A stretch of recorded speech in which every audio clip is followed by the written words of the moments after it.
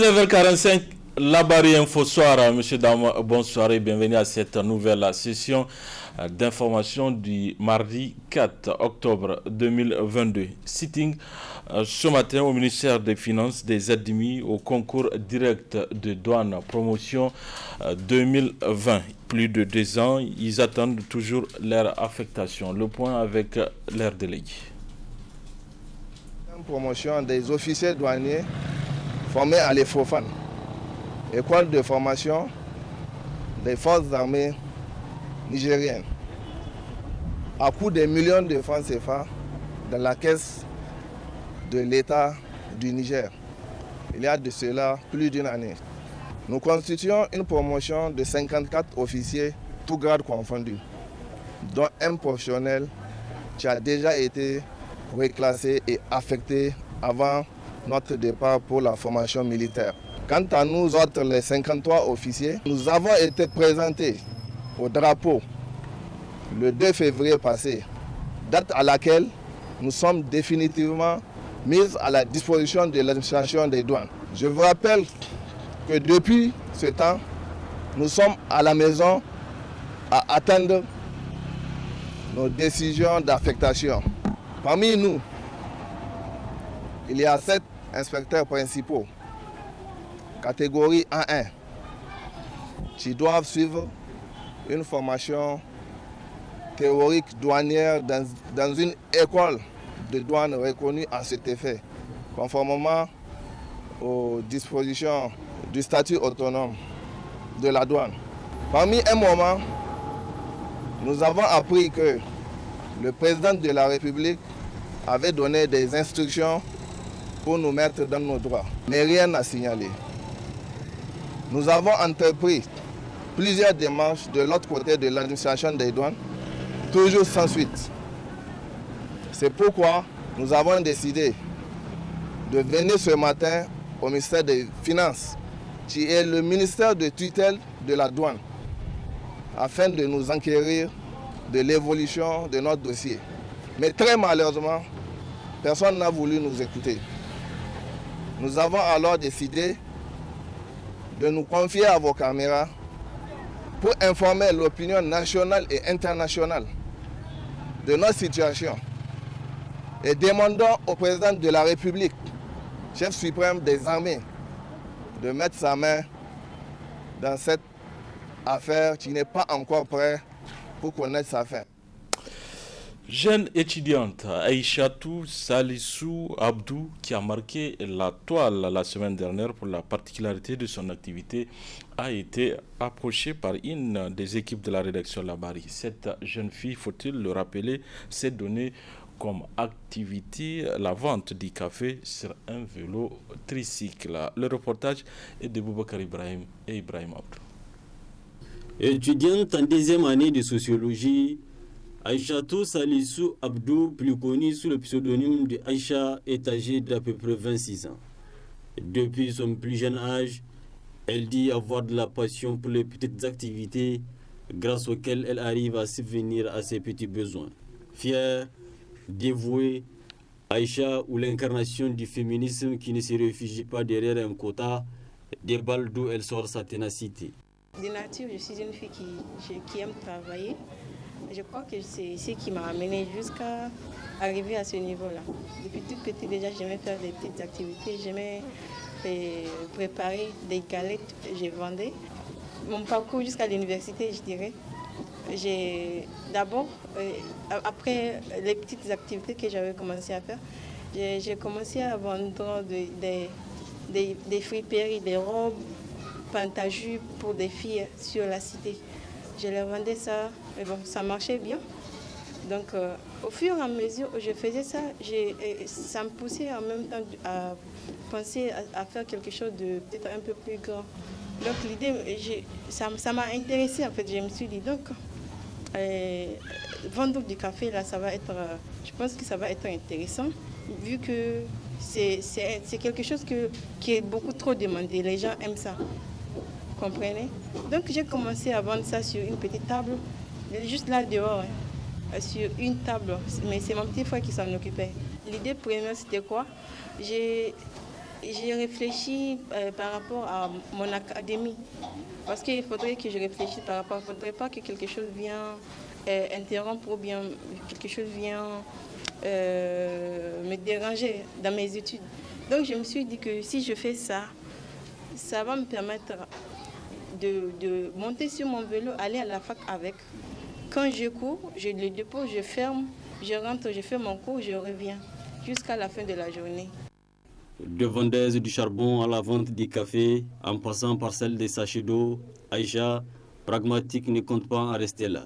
Ses ambitions sont d'une autre dimension. J'ai envie de créer une boulangerie parce que j'ai compris qu'à Niamey, les gens consomment beaucoup trop de pain. Donc j'ai envie de créer ça. Le lavage, c'est... Là aussi, j'ai observé, j'ai compris que ça rapporte beaucoup. J'ai envie de créer. En fait, mon idée, avant même, l'idée du café, là, c'est venu tout récemment. Mon idée, mon objectif, le premier, c'était de créer vraiment un lavage. C'était de créer un lavage.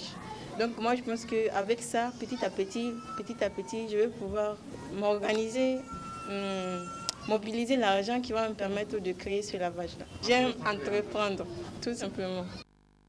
Au-delà des amis et des personnes qu'elle croise, elle jouit également du soutien incontesté de sa maman qui dit prier chaque jour pour l'ascension de son enfant et du soutien de son petit frère. Ce que fait ma grande sœur, c'est vraiment une chose encourageante. C'est vraiment une chose pas très facile. C'est très bon d'essayer de faire quelque chose dans la vie. Ce qu'elle fait, c'est vraiment une fierté pour nous tous dans la famille. Malgré les supputations et les jugements frulés, Aïcha dit n'accorder de l'importance qu'à ceux qui demandent à prendre son café.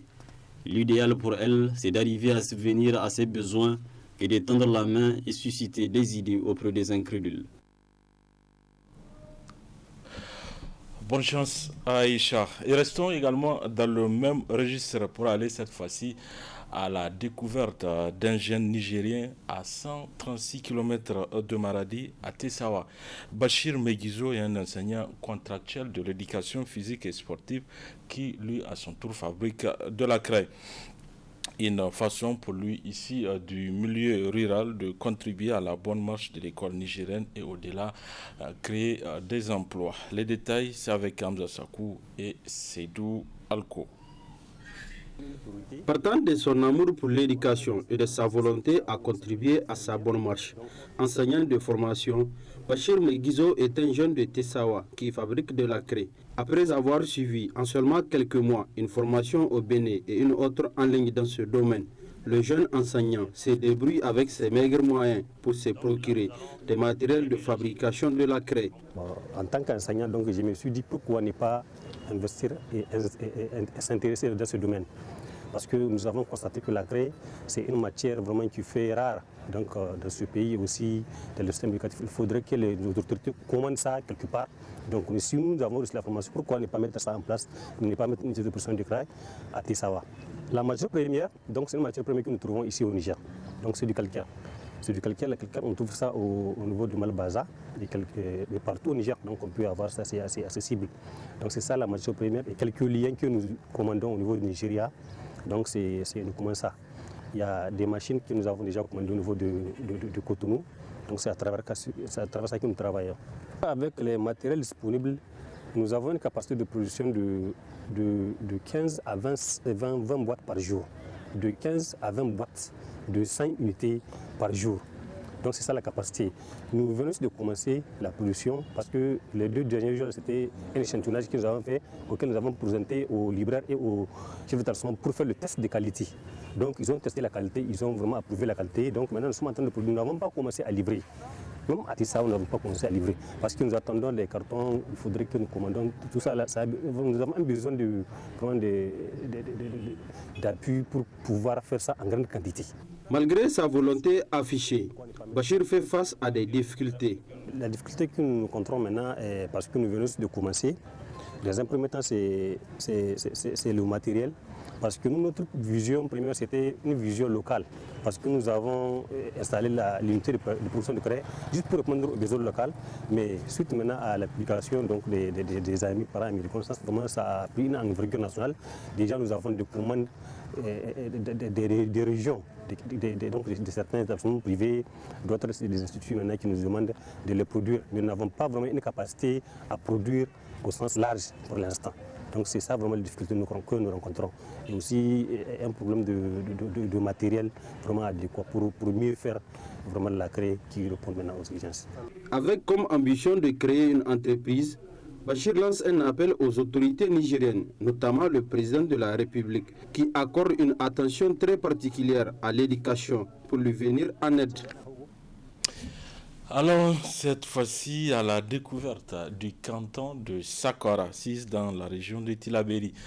C'est dans un reportage réalisé dans le cadre du partenariat IMS Labari par Nafissatou Yahya et Ibrahim Abdou. Quand est-ce que le canton de Sakwara a été créé et quels sont les chefs qui ont régné de sa création à aujourd'hui? Le canton de Sakwara a été créé en 1907 et le premier chef de canton est Ali Djimba qui a régné de 1907 à 1922. Puis ensuite Khalil Balal de 1922 à 1928. Jibo Balal de 1928 à 1937 et Bindji Gani de 1937 à 1943, Mossi Bindji de 1943 à 1994, Sad Mossi de 1994 à 2019. Et à partir du 22 février 2020, vous avez Dr Moussa Khalilou, le nouveau chef de canton de Sakwara. Le canton de Sakwara compte combien de villages administratifs? Le canton de Sakwara est composé de 13 villages, 12 villages je peux dire, parce que le village de Tillabéri qui faisait partie du canton de Sakwara a été classé comme un village particulier.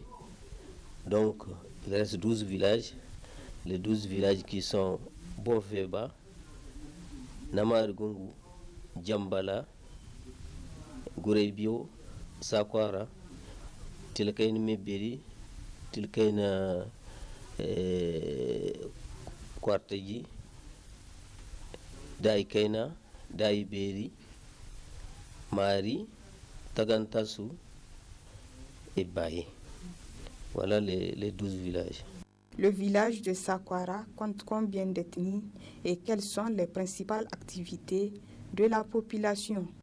Nous avons pratiquement toutes les ethnies ici, mais les ethnies majoritaires, c'est les Soraï, les Jarma, les Touaregs, les Peuls, qui sont vraiment majoritaires ici.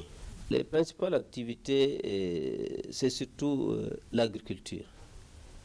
Donc l'agriculture, l'élevage, la pêche et l'artisanat. L'activiste et promoteur de Wangari TV, Anwar Abdoulaye Adamou, est comparé ce matin devant le juge du tribunal correctionnel suite à une plainte pour diffusion de données de nature à troubler l'ordre public et porter atteinte à la dignité humaine. Suivant les explications de maître Salem Oulda Saïd, avocat de Anwar Abdoulaye, à la sortie de l'audience. Mon client, le monsieur Anwar Abdoulaye, a été poursuivi hier sur la base de l'article 31 et 32 de la loi de 2019 portant code de cybercriminalité suite à une plainte d'une citoyenne pour diffusion de données de nature à troubler l'ordre public et à porter atteinte à la dignité humaine. Donc tout d'abord, ce que je trouve curieux hier, lors de la poursuite, pour des cas comme ça, par expérience, nous on a constaté que le parquet use de la citation directe. On passe par la citation directe pour aller devant le tribunal.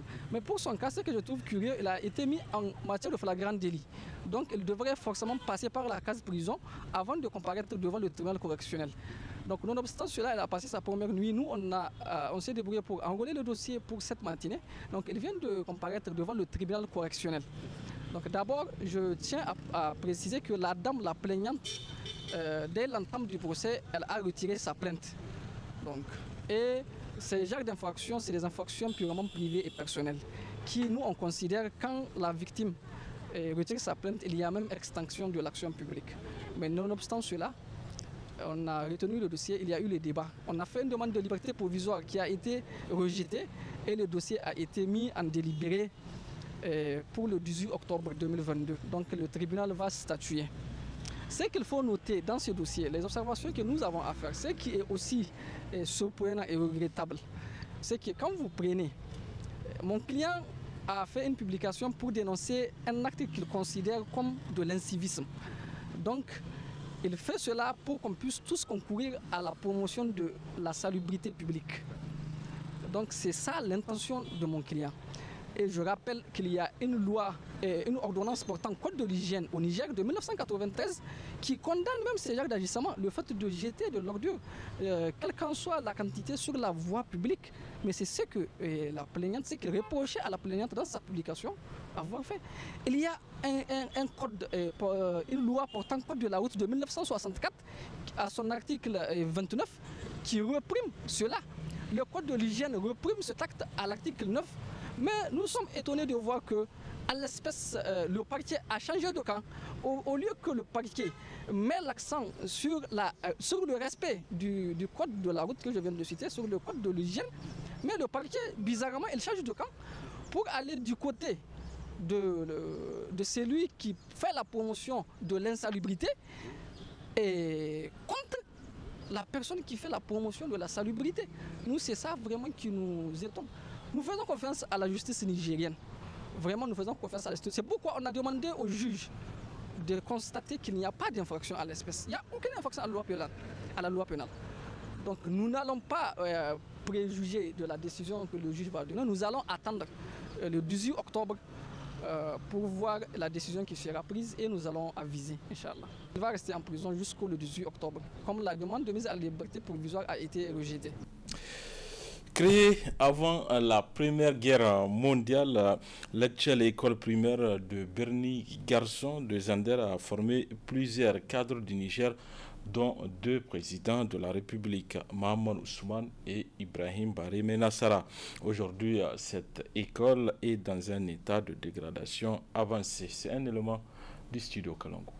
Le colonial, bien avant la Première Guerre mondiale. Au début, c'était un centre d'instruction militaire.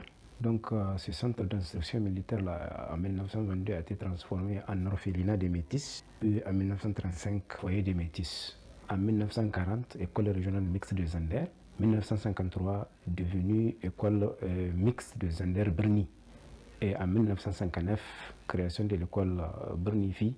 L'école primaire, l'école mixte de Zander-Berni était devenue école Berni-Garçon jusqu'à nos jours. C'est un vieux bloc qui date des années 1900. Donc, sous l'effet de l'eau de pluie, d'année en année, ce bloc-là a commencé à se délabrer. Nous avons lancé à plusieurs fois des cris d'alarme pour que ce joyau puisse être sauvé, mais malheureusement, on n'a pas eu gain de cause. Et voilà qu'aujourd'hui, avec les pluies intenses, à la date donc du 18, un dimanche, une des classes s'est effondrée. Maintenant, 2 jours après, la seconde encore a chuté. Ce qui fait 2 classes parmi les 6 classes du bloc.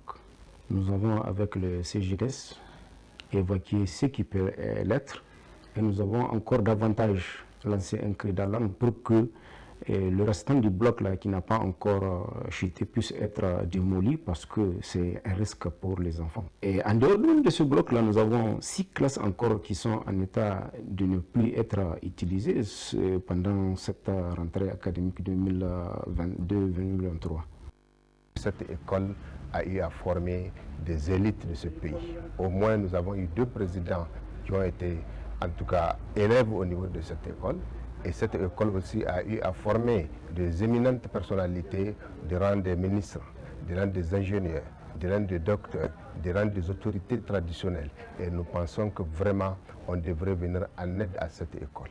Il est important de le rappeler, le président de la République a fait de l'éducation son cheval de bataille. C'est pour cela que nous appelons toutes les bonnes volontés de créer les conditions pour que cette école-là soit réhabilitée dans les meilleurs délais afin que les enseignants et les élèves, en tout cas, puissent travailler dans de bonnes conditions.